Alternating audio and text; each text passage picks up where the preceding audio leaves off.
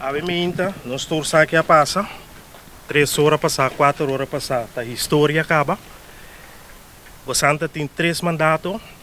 Nós a participar aqui na gerente de Silibon. Agora que é que nós avisa que tem desse aqui, não está aceitável que você mesmo está avisa que não acaidem bom terra se que você.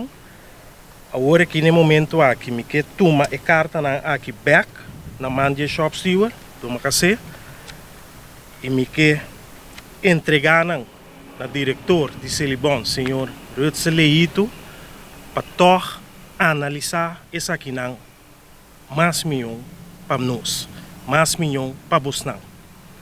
Me espera agora que o senhor Leito toma essa aqui não, junto com o seu time de manejo vai analisar a carta aqui dia mais e nós lo seguir na mesa, maneira nós está na mesa acaba, então podem convênio com o outro, chega num milhão comprometimento com o outro para nós prosseguir.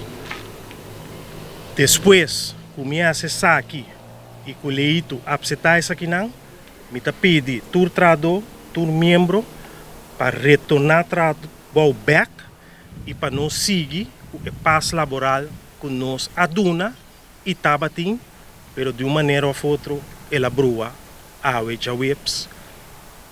Tem esse man que nós a pedir 7 dias de passo laboral. Bom, danke. Mita tomando back, em verdade.